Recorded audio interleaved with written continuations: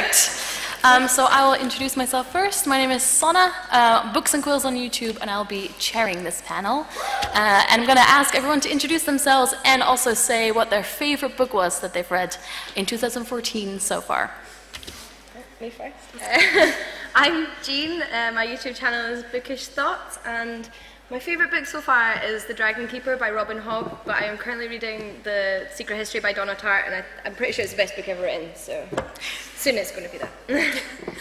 My name's Rosianna. My YouTube channel is youtube.com/Rosianna.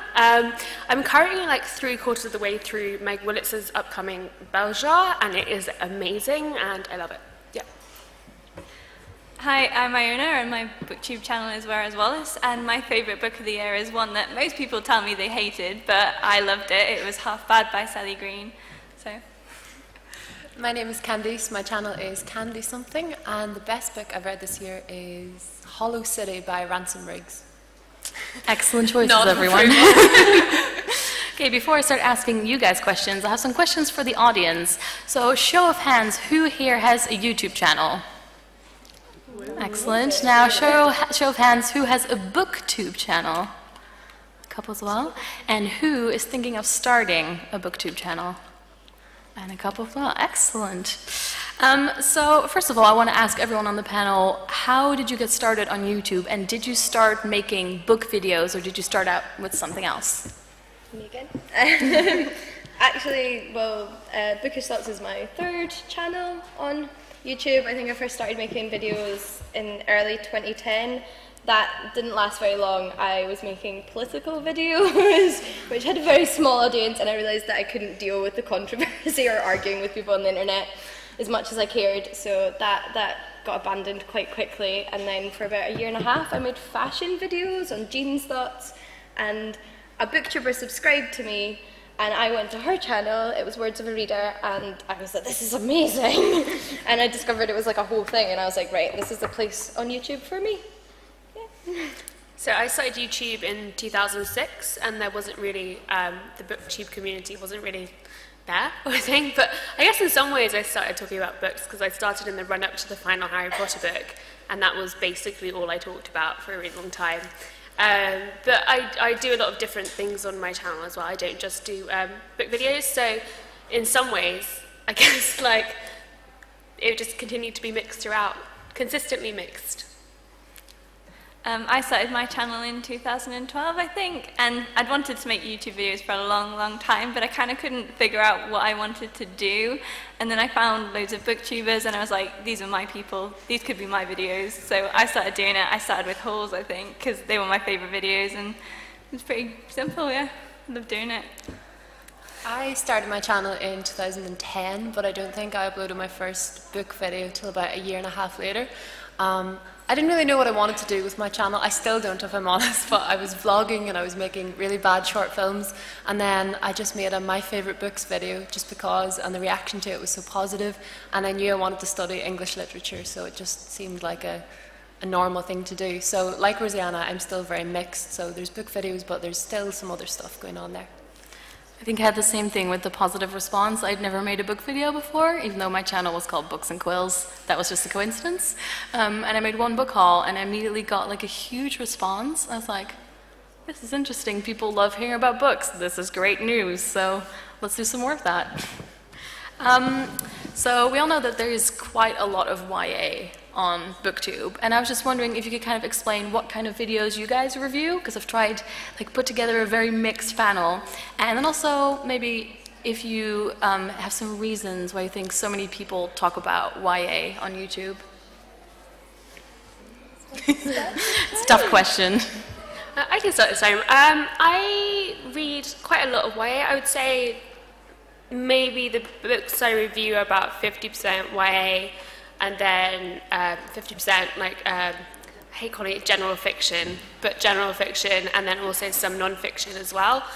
I think YA is really popular in part because a lot of the audience of YouTube is kind of in that maybe 16 to 24, 25 age group, where you are often reading a lot of YA. But I also think the themes of YA books are really strong and have really good discussion points.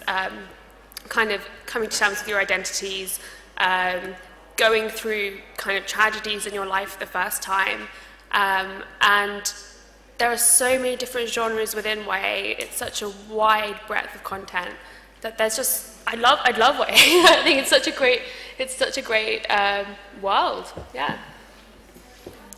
Before I actually started doing BookTube, I read a lot more adult than I read YA, and then because a lot of the people in the community read and talked about YA, I got more into YA and I started reading and talking about it more, and the more you read and talk about it, the more you get involved in it, and I think that is a big part of YA so massive, is because just everybody is contributing to it, and the more you contribute to it, the bigger it becomes.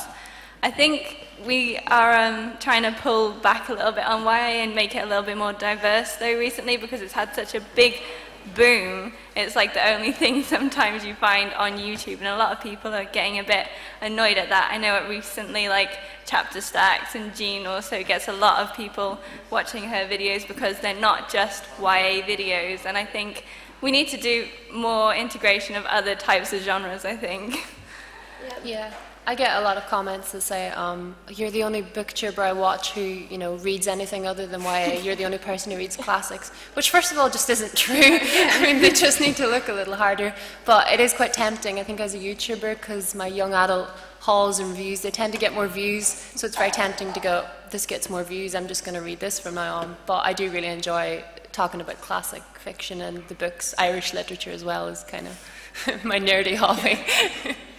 Sometimes I almost feel like I live in a different part of YouTube, because most of my subscription box doesn't come up with YA videos. Like, I do read some YA, but it's probably like 20% of what I read.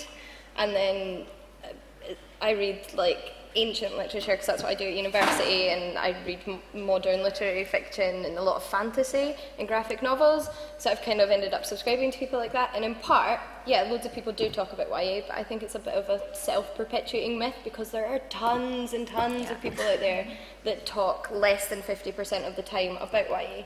And even YA is too like grouped together, I think, sometimes, because like you're saying, it's got so many genres in it. It's not really a genre, it's a demographic, so like you can't just say YA is rubbish, because, yeah, some of it... But people do. Yeah, I mean, some of it's rubbish, but there's adult fiction that's rubbish. Like, we've both read some of the True Blood books, and they're terrible, but they are adult books. They're wonderful, but also terrible. Yeah, they're like, really, they're not well written or anything like that. They're very all-consuming.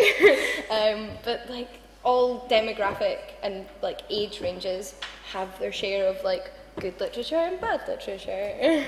So is there any genre that you guys would like to promote more on YouTube that you think, like, this is kind of what I'm trying to work more into my videos because I want more people to read it? I want more people to read ancient literature. It's very niche, but just now I'm doing a read-along, and some people are taking part, and we're reading the Odyssey from the 1st to the 16th of this month. And if you want to take part from the 16th to the end of the month, we're reading The Metamorphosis by Ovid, because I feel like when people think of ancient literature, they think, that sounds a bit scary, but honestly, like, not all, but again, just like books now, there's some that are super easy and honestly are junk. Even back then, they were writing and reading junk. And there's some that's really highbrow, and you've just got to find the right stuff to start with, and I think both those books are way more accessible than people think they are. Yeah, I'd like to see more female non-fiction reviewed, because I've got into like hardcore over the past year. There are some fantastic books out there, and I'd like to watch more of those videos. Also sci-fi by female writers. Again, so many wonderful female sci-fi writers, so we'd like to see them promoted more. I'd like to see more graphic novels. I know it's not typical reading, but I feel like there's so much that graphic novels can offer, and there are a lot of beautiful graphic novels out there, and I want to challenge myself to read more of them, but I don't really know about many of them, so I want to see more of that out there. Also non-fiction for me. I've been trying to read a lot more non-fiction recently, and I've been reached out to by publishers who are trying to, get me to read more non-fiction, which is nice. I just think that they can make good discussion points in videos. It's really easy to spark a conversation from a non-fiction book, and there's just so many topics. So definitely, I'm trying to take myself away from fiction for a little while, which is hard. I'm trying to go on a personal quest to promote more translated fiction, because eventually at some point in my life I want to be a translator, so you know, good for business. But also there's so many Dutch books that I read when I was a kid that I absolutely love, and some of them are being translated at the moment, so I just kind of want to get the word out for that, and I think it's quite interesting to do that. Yeah, jumping off that, I would like to see more reviews of books in their original language, and people who can read those languages talking about them and why the original version of those books is also really good. So yeah, that's true. I would like to see more kind of language crossover. Excellent. So I'm curious, what is your favorite kind of book video to do? Because we have hauls and we have tags and there's a bunch of different ones. I was just wondering what your favorite kind is and if there's anything that you want to see more people do. I'm really boring. I like the old-fashioned review. I like the, one book. Like, that's basically what I do. But no, I do like the very specific, like, close reading kind of reviews as well. I really enjoy. With spoilers as well, or without spoilers? I think there's like a judgment call that has to be made with that. I think with books especially that are highly anticipated, sometimes it's really worthwhile doing a spoiler review because you know that there are people out there who have read the book and are excited about it.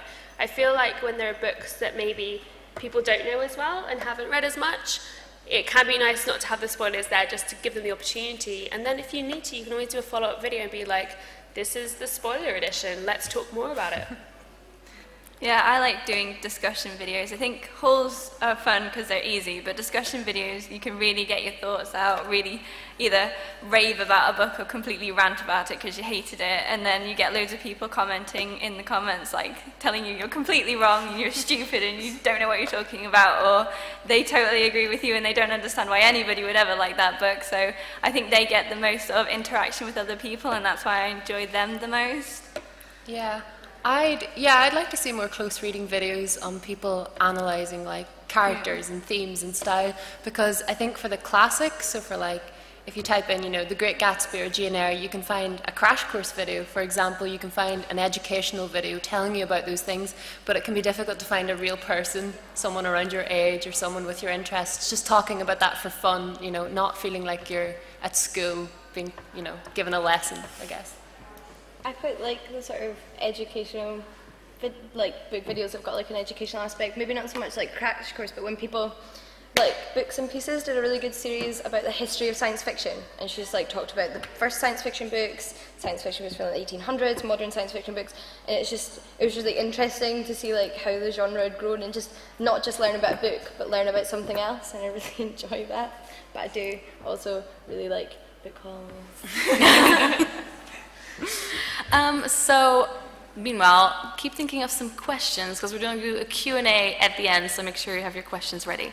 So we know that publishing companies are slowly kind of discovering BookTube and they're reaching out to BookTubers and BookTubers are reaching out to them. So I wanted to have a little chat about what we think about that and what we've done and maybe some tips. So first of all, how do you guys feel about publishing companies working with BookTubers? I know it's a heavy question, but...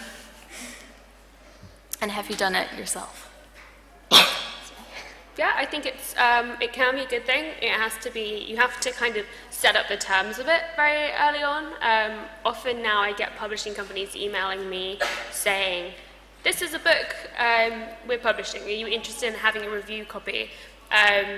Or sometimes it's just like, I love your channel, would you be interested in receiving books from us in the future? So it kind of tends to be one of those two sorts of emails outreaching first. My thing is always, I might not necessarily review it, and my review will be fair as well. I'm not going to give you a positive review just because you sent me a book. But I think retaining the right to choose not to review it is really important. I think sometimes it can get a bit murky because it's still like transactional in some way, like you're still being given like an item of value. I don't know, but yeah, I feel like if you set up the terms early on enough, I think it's fine. Not to like waste people's time, like don't like, I mean, I'm quite like fussy, like I don't take that many books for review because I feel like, well, if I'm not going to read it then I'm wasting my time, I'm wasting their time, and like it's not nothing to publish a book. So like, yeah, and then if you just show loads of books that you've been sent in a haul but have no intention of reading them for like 2 years after they've been published, you've kind of missed the point of what the publisher wanted from you. maybe. Yeah, I have to admit, I was a bit bad when I first got sent books. I was like, yep, send me all the free books, all the books, I'll have them. Exciting. You have to like learn. But after a while, those books just sat there on a pile, and I was just like, I should be reading them, but I don't want to because now I feel pressured. I think also with like reviewing books for publishers, there comes kind of a stigma attached that you got that book for free, so you have to like it. Some people think that you don't like it genuinely, you're just saying that you liked it. And that can kind of make people feel a little bit like you're not being genuine and honest on your channel. I never do that, but I've had some people say, oh, you know, you only like that book because you got it for free. And it's not true, but I can understand why people see it. So there's a bit of a double-edged sword. Yeah. I think it's only going to continue to grow because I think paid reviews, because YouTube is becoming so much of a marketplace. I mean, I've been offered money to review books before, not from like reputable, not from good publishing companies, shall we say, just from random people. No, but I've turned down money to review books before, and you're talking about that obligation that you feel because someone has sent you a free book. I think that if money were to get involved, that's kind of a territory I'm not sure any of us would be comfortable going to. Yeah, because I know that obviously in the beauty world there's lots of kind of sponsored content where there's a disclaimer, this video has been sponsored, and so do you guys think that in the future there might be publishing companies that will ask you to do a video, maybe not, you know, you can't pay for a positive review, but, you know, pay for you to talk about it or do a creative project with it or, you know, work with the publishing company to create this paid content with a disclaimer. How do you feel about that? Do you think it's going to happen in the future? Well, Sana actually pointed me the way of a great video by Rincey Reads. I don't know how many of you watch her, but if you don't, you should because she's fantastic. About like sponsored content and like the actual legalities of what you have to do when you've received what, or if you've received payment or anything. And it made me think a lot about how I think the solution to it is for people to be really transparent and really honest. If you're getting paid, say, partly you legally have to, but also just feel like I'm getting paid, this is what I'm getting paid for, I'm being paid to review this product, I'm being paid to do this event. Like transparency will kind of fix that feeling of like, oh, is she just reviewing it because she got sent it for free, you know, like that, that thing you say, like that, you just have to be really honest, I think. I think that it will happen in the future, and I think that rather than trying to be like paid reviews, we kind of need to push it towards like paid featuring, but not necessarily reviewing. Like, yes, you'll put like maybe a book channel trailer up on your channel, or maybe you'll like promote it a little bit or something like that, but you'll be very honest about it and you won't fake your opinions about it, because it's very important that you don't pretend to like something just because someone pays you to. That's not what this community is about. This community is about honestly telling people whether we do or do not like a book, you know, and if we are accepting money for reviews that sway our opinion, that's not really kind of in the heart of the community. So I think it'll happen, but I think it needs to be not the reviewing side. That needs to remain untouched. Yeah. Because how can you already like agree? Yeah, because I'm like, yeah, it's probably inevitable, but if someone emails you, you can't really agree to take money for something if you have no idea if you like it. Like with a book, you have no idea what it's going to be like, because the concept might sound amazing, but it might be atrociously executed. Yeah, I think a key thing is that if you were to do something like that, you ask for the book first, and you read it, and you see if you genuinely like it, and then you can say, yes, I would love to make a video about this book because I really enjoy it, and that's a really important thing, I think. So do you guys have any tips for working with publishing companies? Because I'm sure that, especially I know that the first time you get emailed by a publishing company, obviously very, very exciting. You're basically just like, I'll take anything you want me to do. The first time you get that email is so exciting. But then, you know, as you kind of go on and you continue talking to them and working on projects, is there anything you've come across that, like any tips for people that might just be kind of starting out? I used to look at a lot of bloggers' tips because they've been working for publishers a long time, and I feel like the YouTube community doesn't get involved with bloggers enough. There's a lot of very good bloggers who'll have tips like, if you're working with a publishing company, do not say that you will specifically review this book unless you're going to review this book in a certain time frame, you know, or don't accept lots of books because they'll just get on top of you and you will not be able to cope with that amount, or things like that. So I think it's very important that when you start working with publishers, you kind of be as clear as possible and get them to be as clear as possible, what you want and what they want, and try and figure that out, meet in the middle. So if you don't think you can get a review done in like 2 weeks and the book's coming out in 2 weeks, don't accept it. I'd also say be honest about, like, because often you have the same publisher or publicist or whoever is kind of your point of contact following up with you about stuff. Be really honest. If you didn't like that last book they sent you, say, that wasn't really my thing. And then in future, you'll probably be more likely to get books that you liked. I'm quite honest to the people who contact me. If they sent me something, I'm like, oh, that was actually kind of, I didn't like anything about that book. Then in future as well, they might say, like, I know you didn't like a book in this genre or the other book by this author, but I think you might like this one. Then it's just, again, it's a more honest, open relationship, and yeah, I think it's worthwhile. I think as well, like, if some people, more like independent authors and stuff, sometimes I've had them say, like, will you take it and review it if you like it? But then, like, I would never say agree that you will only talk about a book if you like it, because then what if you haul it and then someone asks about it later and you hated it, and you've kind of told the publisher or the author that you won't say bad things about it? Like, never get yourself in that kind of situation, because you should be able to speak freely about things even if they were sent to you for free. My advice is just very basic. Just be polite and be nice to people. If you're talking to publishing companies, chances are if you have an interest in books, maybe you want to take that somewhere in your career. Always be aware that you could be networking with someone, and you never know when you could need to talk to that person. So just be nice to people. And there's also kind of another side to that, where it happens quite a lot that the people that are reaching out don't really understand what YouTube is or how it works. And they can be either very direct, as into like, please talk about this book, or they will often send you loads and loads of books you never asked for, and it's totally okay to send a really polite email saying, I'm really sorry, I really prefer to not receive unsolicited books, and things like that. So it's kind of a two-way street, where if you're polite to them and kind of explain what you prefer and what you like to read, and if they do the same thing to you and like kind of explain what they expect, that is, I think, the way to keep everything going as nicely as possible. So recently lots and lots of YouTubers have been signing book contracts, and there are lots of books coming out by, for example, Zoella is publishing a book, and I was just wondering how you guys feel about maybe booktubers eventually writing books?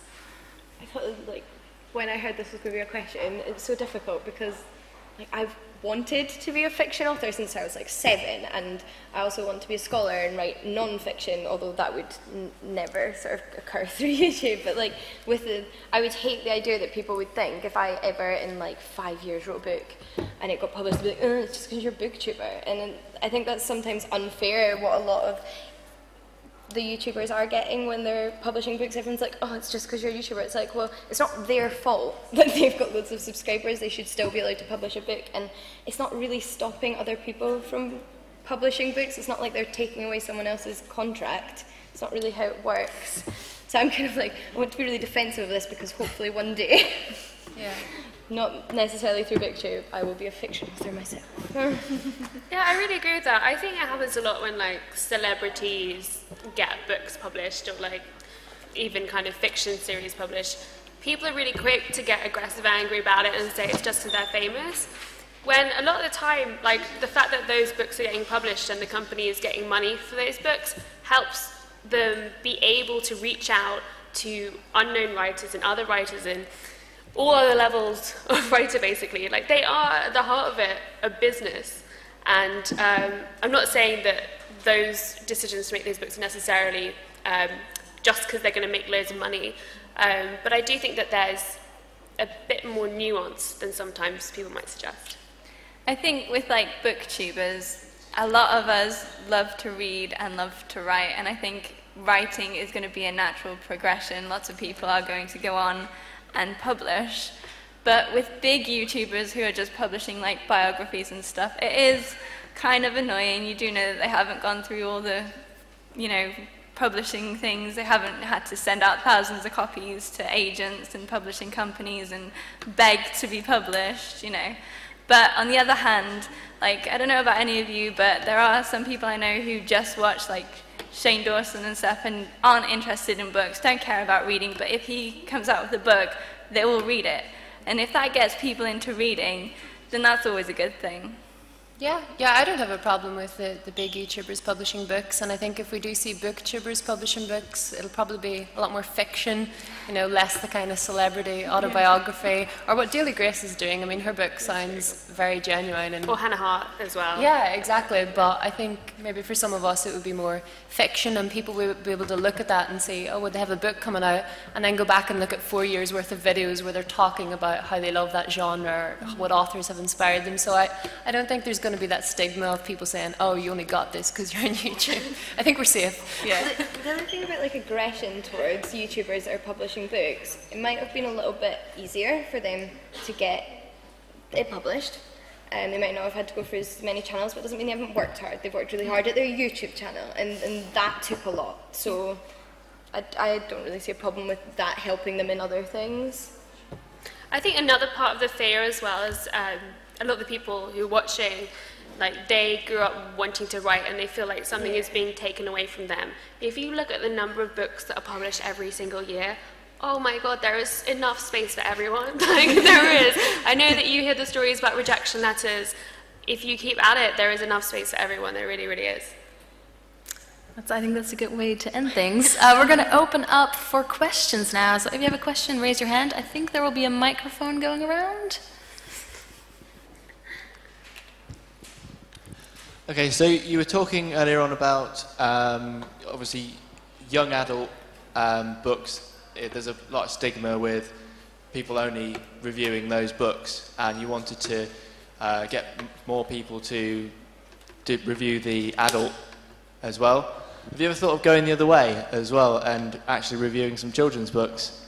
Because a lot of people would probably want to know what's good to read to their kids. That's quite interesting. I actually haven't read an actual children's book in quite a while, but I'm sure there are people that are interested in that and middle grade books. How do you guys feel about that? Actually, when I started, I did a lot of children's books because I was working at a kids' bookshop, and I felt like I had the information, whereas now I feel like I'm not as informed. But I think it's, I think it's a great idea. There are so many amazing picture books and like junior, young readers, middle grade, all of that. I think that there's a lot out there to use. I think it's a really good idea. I think a lot of YouTubers who review young adult do end up going into middle grade, especially like middle grade fantasy and stuff. I know that I've got a friend, Sarah, who's actually somewhere in the audience, and she reviews a lot of middle grade, sometimes a lot of children's books. Some of her favourite books are children's books because they kind of tackle the same issues. They're just slightly more whimsical or slightly more light-hearted, and so I think that maybe we should be bringing a little bit more children's books in, but I think there's quite a lot of people reviewing them anyway. They just kind of get mixed in. Yeah, I haven't seen any, but I think maybe it's because I haven't looked. You know, I don't have a kid who I'm trying to buy books for. But I think it's interesting. Maybe in the future it's something I would consider doing, but yeah. I think maybe at the moment it might not be happening as much because the main audience would probably be parents and teachers, and they might not be the people that are watching YouTube at the moment, but there could be something that can change in the future. I actually had a thought the other day of doing reviewing. Well, I was a child, I was really into non-fiction and reviewing children's non-fiction. Fact books. Yeah, like DK published like tons, and like they're not just for children as well, because they're not like, they may not be as complicated information, but they're not dumbed down information. So even if you're not a child, they can be excellent places to start with non-fiction, like science or something that you haven't got a Scooby about. Like the horrible histories, I used to love reading them. Great. Yeah, well, there's this really great DK book that I think it's called something like How Things Work, and it's like this thick, and it will just tell you. It's like that channel. What's that channel called that has all those information, like how Pringles are made and all of that sort of stuff? How it's made. How it's made. So How Things Work is the nice book version of how it's made. I recommend it. Buy that.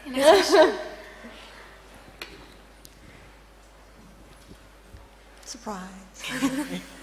A quick question about publishers. Do you think that they see YouTube or booktubers, because you guys are relatively young, as like naive that they can take advantage of?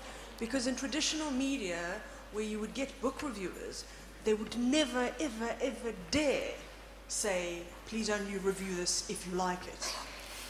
You know, there was the whole editorial integrity thing. They would send you books for free to review. Nobody would ever question your review based on the fact that you got it for free. Do you think they're pushing those boundaries because of the nature of the medium, or do you think it's because of the age groups that they're dealing with? Well, the only or people they're just taking chances? The only people that have actually said that to me have been authors, not publishing companies. They've been like self-published authors that have said that. Not that I really take self-published books anyway, but like, I don't know, would a publisher say that? I haven't had that from a publisher. No. Yeah. I feel like publishers are kind of understanding it Yeah. a bit more, and I think a lot of them at least are really respectful. Yeah, they're getting a lot. I think they're learning as we're learning, and everyone's just kind of growing along and working together. I think that one thing is that they sometimes need to understand a little bit more is that you wouldn't send just like book after book to a newspaper, or just one of the things that happens is like if they ask you to post a book trailer, you wouldn't say to a newspaper, oh, I have this like piece of text. You do text, right? In your newspaper. Can you just put this in your newspaper? Like that's technically the same thing. They would obviously never do that. So those are kind of things that we've had in the past. I think now publishing companies kind of learning that doesn't quite work. Yeah, and I've definitely said negative things in videos before that books have been sent to me. I've said, you know, I like this and this and this, but I didn't like this. And, you know, they don't have a problem with it. They don't send you an email saying, no, give the book back. And sometimes they might even share it, because there's lots of kind of negative reviews where you might get something else out of that. Someone might not have liked the really elaborate descriptions, and you think, I love elaborate descriptions, I want to read that. So a review that's kind of half-half doesn't necessarily have to be something that they then can't share or send around. Yeah, and there's also like, it's kind of not true, but there's, you know, the saying that there's no such thing as bad publicity. Like, even if you're just getting the book out there, even if you hated it, like Sana says, some people might like the things that you hate, some people might just want to read it because they think that it sounds absolutely awful and they love reading awful books, you know. So there is lots of people who will read it, even if there's a really bad review of it.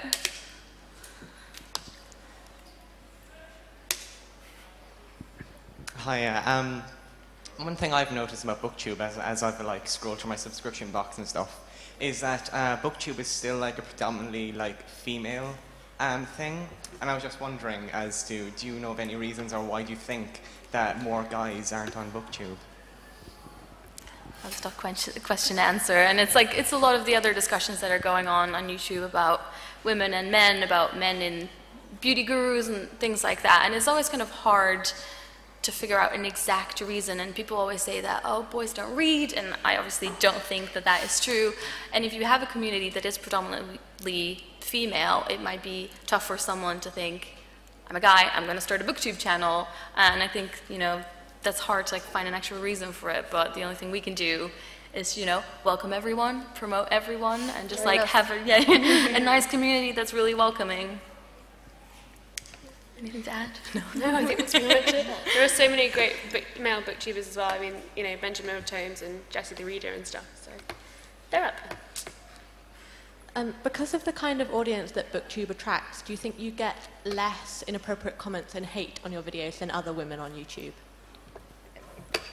Coming from the perspective where I had my fashion video phase, definitely. I used to get the weirdest comments and private messages and stuff, because somehow maybe if you talk about makeup and fashion, it's more acceptable to sexualize you or something. I mean, I'm still under 10,000 subscribers, so like, I don't know, maybe like when you get more of that, but I definitely noticed making book videos, I got a lot less of that sort of like demeaning, sexist rubbish.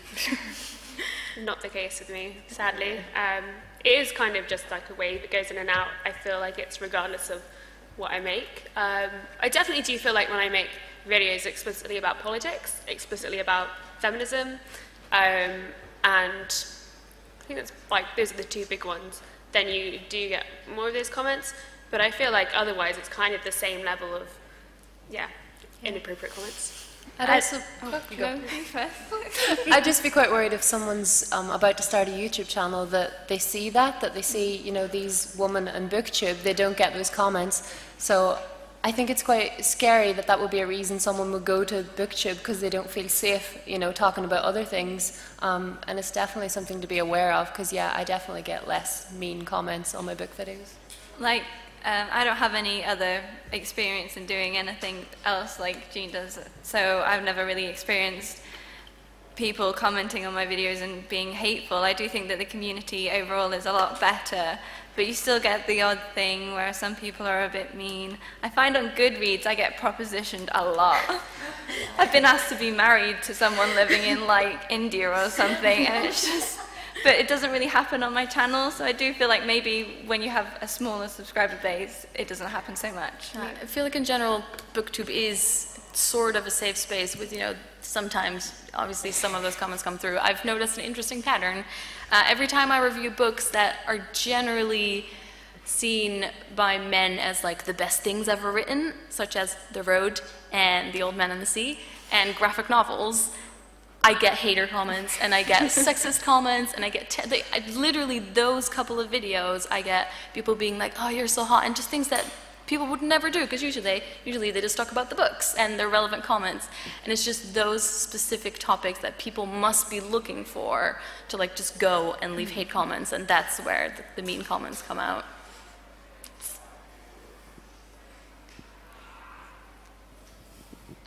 Just going back to children's books for a second, I'm nearly 20 and I read almost exclusively children's books because I think they're more exciting. And I was just wondering whether you think that's like a bad thing, or if you have any suggestions of like books that I could use to like branch out a little bit. I think it's definitely not a bad thing. Read whatever you like. One of my favourite books of all time is published by Jane Nissen Press, who published a lot of out-of-print books, and it's called Fatty Puffs and Thinniffers, and it's the most fantastic, like, weird, Phantom Tollbooth style book. I don't know, I think children's books are great. And children's books quite often can be somewhat marketed at adults as well, because a lot of adults will be reading them to young people and children or nurses and things like that. So they're not necessarily, like, last year I read Fortunately the Milk by Neil Gaiman, which is a very childish book, but it's the kind of thing I could have quite happily handed to my dad and said, read this, and he would have had a good laugh. Or like Roddy Doyle's The Giggler Treatment. All ages, it may be in the children's book section, but all ages can read it, because I think a good children's book is for everybody. Like Roald Dahl. Yeah, exactly. I don't think you ever get too old for children's books. I think there's something that everybody can enjoy, and when you get older and have kids, if you don't read them now, you'll just enjoy them then instead. And just, I think they stay with you forever as well, especially the ones you loved when you were kids. They're just stories that you want to read over and over again and just enjoy over and over again. Yeah, and the things that make me love a book now are the things that made me love a book when I was a child. It's that main character, and it's that story that you just can't put down. And I don't think it's impossible to find that in adult books, but I definitely think that it stays with us, and that's magical. And there are also so many children's books that were written before YA existed, and I think there might be a lot of good kind of crossover in there that you might enjoy to kind of, if you want to up the age a bit. That is stuff that was written technically for people, from really young all the way up until they were teenagers. So that might be some interesting stuff to check out. I find myself rereading those a lot, like a lot of Dutch children's book written in the 80s, technically for like everyone up to the age of 20, and that can be quite fun, I think. You were talking about the popularity of YA books, and a lot of my friends, I'm 24 years old, and the majority of my friends are in the 20s, and you find they're going to YA books because there's not a lot of fiction aimed at people in the 20s. There's Jane Fallon and authors like Dorothy Coombs for those in their 30s plus. You've got a litany of YA for 21 and low, but I struggle, other than like Lindsay Kelk, to find authors who aim books at my age. Do you know why, or what's your opinion on that? Because I struggle to find them. And I've got as many problems as I did when I was a teenager. And I would like to read about characters who also have those kind of issues. I think there was a new genre that was sort of labelled recently as new adult, which was aimed at people, your age, people who are just going or finishing college, who are like trying to learn about taxes and things like that. But that genre just ended up being a lot of sex, just mostly sex. That's all people our age ever apparently do, is just have lots of sex. But no, I think there needs to be sort of more books, like I agree with you, that tackle actual issues we're going through, leaving home, growing up, how scary that is. And I don't think I've actually come across a book that's done it well. And that's probably just because I don't read a lot of new adult, because as soon as I started to read it, I was just like, nah, it's too much. I'm not bothered about this genre. I think maybe it's why I've turned to non-fiction as well, because, for instance, Caitlin Moran's How to Be a Woman, you know, that is just, you can relate to everything in there, but again, it's non-fiction, and I can't think of a fiction book I've read recently that I sort of felt the same way about as I did that book. I kind of feel like it's one of the victims of age banding in a way. Like, they know that junior fiction works, they know that YA works, they know that like adult fiction works, but they've kind of like missed this huge gap, and they tried to make that new adult that, and they didn't quite figure it out, so they're just like, okay, we'll just forget the 20-year-olds and move on. So yeah, I think it's kind of a victim of that. Yeah, I wonder if, well, the YA audience is kind of growing up now and probably also still reading YA. I wonder if as that group gets older, there'll slowly be more books kind of, you know, for that group of readers that's now growing up, and I hope there will be some.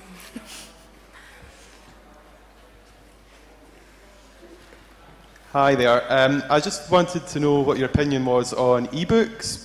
Do you prefer them, you know, the convenience of having a virtual library in your pocket, or do you prefer like the feel, look, and sometimes the smell of a good old-fashioned physical book?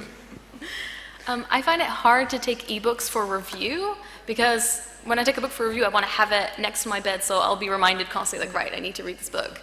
But I do buy more and more books that I just want to have, that I just buy on my own. I will buy them as an ebook, mainly because my room is exploding and there's too many books in there. So I'm slowly kind of trying to do that, but I still, my first and only love will be the physical book.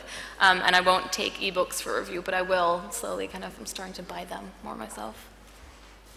I like ebooks. I've started reading a lot of graphic novels, like on my tablet, because they're so much cheaper, and graphic novels can be so expensive, especially if you want to collect them all, and they're so fast to read. So I've been reading like the Lock and Key series on my e-reader.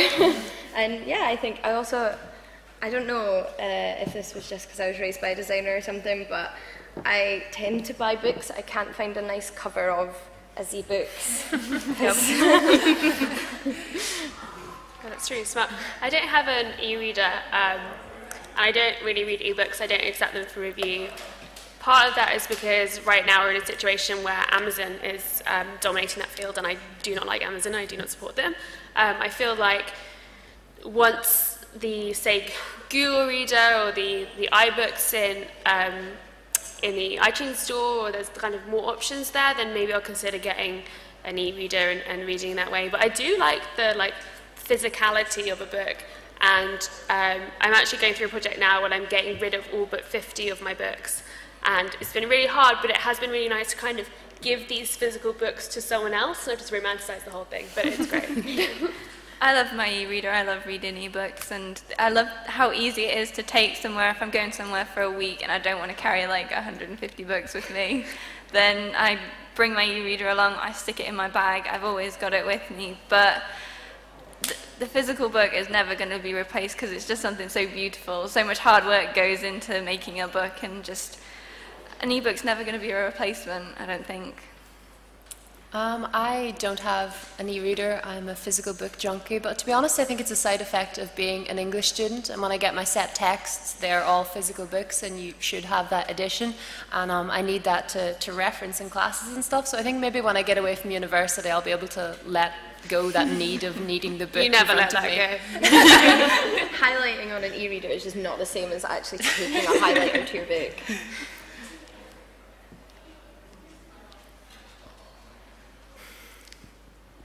Hello. On the back of your comment about the male-female kind of split, are there any specific genres that are either unrepresented or not very represented on YouTube versus other ones that are very popular? I think for sometimes it might be a case where I might have not just come across them. I don't think of a lot of people that read historical fiction, but there might be a huge group of people doing that, and I might just be totally missing it.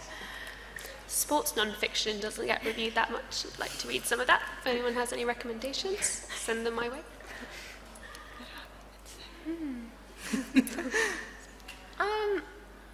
I don't think so. The only thing I can think of is that if my mom went on YouTube, she wouldn't be able to find a book recommendation for her. She reads a lot of stories about like women in the Middle East, written by women from the Middle East. She reads a lot of stories about like real life childhoods, people who've grown up and come through awful struggles to write books as adults. So I'm thinking of my mother. She would feel those genres were underrepresented, but I don't feel it personally. Maybe poetry and essays and kind of really like short form things. I think there could be more of that. That'd be great. There might be like, I don't know, but there might be like a poetry like subsection of YouTube that we just don't know about, like PoetTube or something. I don't know that many other people that talk about ancient literature, but I am finding some, and I'm hoping to convert some other people. Hi, I was just wondering, when I look at BookTube channels and stuff, I've noticed that like barely anyone talks about books that they've borrowed from the library, and I was wondering that when you start up a BookTube channel, whether it's extremely important to talk about up-to-date books that you might not be able to find in the library, or whether, to gain a bigger audience, I mean, at first, or whether it's fine to talk about them. I remember one of the first book videos I ever watched was one of yours, and you did a library haul, and I loved it. I thought it was fantastic, because I'd never seen anyone do that. It's like 2007, I think. I think you can definitely start out doing libraries, and you can keep doing that forever. You know, it's a great thing to do, and it's a good thing to promote. And you don't need to have like the full shelves in the background of your video. You know, you can have some nice wallpaper that works as well. I think it'd be great if there's more booktubers that read a lot from libraries. Yeah. Yeah. And if you feel like the library doesn't have books that you want to be reviewing, go to them and say, you know, can you get me this book? And we need to sort of start communicating with our libraries. Two books in my last video were from the library, so. And it's a really good way to support libraries as well, is ask them to bring in more books, because it shows that libraries are in demand and that people want to use them, and young people that are reading YA fiction want to use them, because, I mean, it's really sad that libraries are like sort of declining and getting closed down and stuff, so like ask them. If you have to pay 50p for them to order in a book, think, is that worth it? It probably is. I ordered lots and lots of graphic novels from my library, because I discovered in London that if you're just a member of one library, they can bring books from every library in, and so I just went online and ordered a bunch of them, because they are, like you said, quite expensive, and that was a really good way to kind of test what I liked, and they had a huge shelf, and I just go in and pick like 15, I don't know what the limit was, and I just brought them all home, like looked through it, and that was kind of a way for me to find out what I liked. I think people also kind of really do forget about libraries, and I think it goes a long way if you just mention, like, I got this book from a library, and they're like, oh yeah, library! Yeah, there is a. Yeah, it's so cool to have a booktuber that literally just reads books from the library. That'd be awesome. I think people also get too caught up in the idea that you have to review new books. You don't. You can review books that have been out for 20, 30 years. If they're new to you, then that's great, and you'll make more people aware of them and get more people interested in them, so you don't have to review new stuff. Hi. When you were talking about kind of children's books and YA books and about how they're kind of age-specific to those genres are age-specific, do you think that there should be kind of age restrictions on some books? Because there are books out there that's content, it's not just kind of sexual but also quite violent and is not suitable for some readers. Or do you think that that's kind of part of the freedom of reading, that it should be accessible to everybody?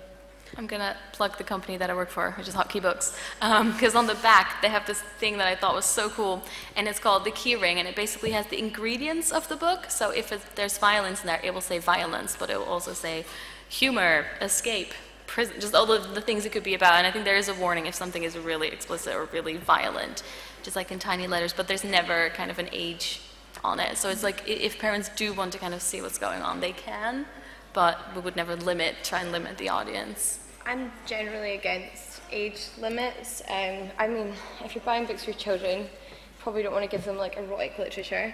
But like when I was a kid, I was reading adult books from like the age of 10, and I was reading books about refugees and like serious topics, and like I thought that was an amazing thing. I learned so much about the world. I read books about politics and books, like I read a really good book that was set in Afghanistan, and it was The Breadwinner, and there's horrible stuff happened in that book, but you should be exposed to, like, you shouldn't sort of coddle children. I mean, 2-year-olds, sure, but like when you're getting to the age where you are picking your own books, I think you should be able to pick and read whatever you want and learn about the world. I'm really against age banding, like really against it. I think it's part of the decline of bookstores. People aren't going in and talking to the people who've actually read the books, and it's a way to say, to kind of simplify the reading process and just make buying a book just like shopping for any other thing. And it's, I don't know, the age banding makes me sad because, as you were saying, there's darkness in all books, and if kids don't experience darkness through fiction, they're going to have their first encounters in it in real life, and that is going to be really bad, and it could be permanently damaging, you know? Like, fiction is a safe space to experience those things. I really like what Hotkey does in terms of saying, this book has like violence in it, this book has, you know, so and so, kind of being almost like trigger warnings. I think like they function as trigger warnings, but I think once you start saying, well, this book is for 12 plus, or this, you'll get someone who's 14 who won't read that book because they say, well, it's for 12 plus, I'm 14, I want a 14 plus book, and it doesn't help the reading process. Again, I'm someone who's against age banding. I don't think that you can tell someone when they're ready to read something. And there's studies that have been shown the more you read, the more empathetic that children tend to get. So if they're reading things like that, it might not necessarily be great, but they are going to experience things and become more empathetic towards that. And like, I understand that parents won't want their kids reading like erotic fiction and things like that, but I don't think we should be telling kids like that they can't read things because they're not old enough and they won't understand it or it's too much for them. In books, violence is never like something you choose to do, which I can understand why parents won't want kids playing games like that. It's something you choose. But in books, it's always something you experience but never choose. So it's kind of like you look at violence from the outside and witness it rather than experience it. Yeah, I don't agree with age restrictions on books either, and I think if someone, you know, like our 19-year-old reading children's books, but if you have someone who's just getting into reading, they're a little bit older, you're in your late teens, and the level you're at is for someone younger, you don't need that book reminding you this book is for 12-year-olds. You know, you want to feel confident as a reader no matter what age you are and what book it is. And I'd say as well, like with parents who are like concerned about what their kids are reading, read that book as well. Talk to them about it, start a dialogue about books. Like, it doesn't have to be like a super cheesy, like, so what did you learn from this book? But just be like, oh, hey, I read that too, and this scene, like, I found it a bit disturbing, like, what did you think about it? Like, just have those conversations. We all need to be kind of talking to each other more, I think. Hiya. I get through a lot of books, but I like to listen to audiobooks while I knit, and I just wanted to get your opinions. Like, I've been kind of afraid to do reviews because I thought people would be like, well, that's cheating because you haven't actually read it. So I just want your opinions. I would be really interested. I love audiobooks. Like, I think audiobooks are the best things in the world. Like, listen to them on buses. I don't really listen to music, so like I listen to them when I'm at the gym as well, and I don't think it's cheating. I've reviewed books that I've listened to an audiobook, although I don't know if I always mention, because I don't think it really matters. If it's not an abridged version, it doesn't really matter how you experienced it. You're experiencing the exact same words. I think you can do a review. Yeah, I listen to a lot of audiobooks. As San always says in the morning when she comes down to the kitchen, she can hear Harry Potter just kind of like blasting out of my room. But like there are some, the thing about audiobooks is amazing. There are some really wonderful audiobook performers, and I would say that while I don't feel like you need to mention that it's an audiobook review, like Libba Bray's Beauty Queens is the most amazing audiobook performance. She does all the voices, it's just fantastic. And like I think it's worth mentioning, like, by the way, I actually read this book on audiobook. Yeah, improved the you might like it, yeah. Because there are some better audiobooks and some that are okay. So it's really good if someone can tell you, actually, if you want to read, if you want to listen to an audiobook, this one's really good to start with. Always good to mention, like, David Tennant reads this audiobook. You might like it. Benedict Cumberbatch. Yeah. Another thing on that is, I think, like, if you do mention it, like, a bad reader, a bad performer can really affect the way you feel about a book as well. So you could warn people, no, don't actually listen to the audiobook because this person doesn't read it very well. You know, be like, read the actual book because I think the story is great, but I just couldn't get into it because this person's voice was annoying. I think there's a niche there, a booktuber who only reviews audiobooks to go with a booktuber who only reads library books. Go for it. Sponsored by Audible. There's loads of gaps. People need to start making these channels. Yeah, exactly. Lots of opportunities here. We've got time for one more question. Do you ever like find pressure to read big new books? Because with like BookTube growing and there's lots of like massive franchise books, because sometimes I'll get like a comment saying, oh, are you reading the new like Hunger Games or whatever? And I feel like I want to talk about books that have come out like a couple of years ago that I've just found out about, and I feel like I need to read this one first, and I don't really want to sometimes, but it's sort of the demand. And I just don't know if you ever felt any pressure to read books like that. I'm the complete opposite. As soon as there's loads of pressure around things, I'm like, I'm not reading it. Which can be active, because I only read The Hunger Games like a couple of months ago, and they were really good, but I thought they were going to be terrible. Yeah, I feel like once that kind of little voice gets into your head that starts saying like, maybe I should be doing something different because maybe people won't like it, or like maybe I should be kind of, once you stop like talking about the things that you like talking about, the whole thing loses its magic a bit for you. So I sort of try and shut that voice out. My book review videos get the fewest views out of any of the videos I make, but the comments I get and the kind of feeling I have from talking about those books, like, I don't even care. I'm just like, whatever, I'm going to keep making them. I do think there is a bit of pressure to read books that are new and current, but you should be reading what you want. If you don't enjoy the book that you're reading because somebody put pressure onto you, then there's no good anyway. If you could have liked it because you picked it up off your own back at some point later on, then it kind of ruins everything for you, so just read what you want. And sometimes I feel like if a lot of people talk about one book, I can get so excited about it as well, and I just can't help but read it. I think happened with Fangirl for me, and I'm so glad I read that. So sometimes it can be really good to kind of follow people's recommendations, but switch it up with doing some older stuff. Yeah, and the best thing about books that are really big at the minute and hyped is that your friends will usually have them, so you can borrow them. I mean, you don't have to make a video about it, but at least you can say, I've read this and I didn't spend any money on it. Okay, well, thank you so much for coming to this panel and asking our questions. I hope you enjoyed it.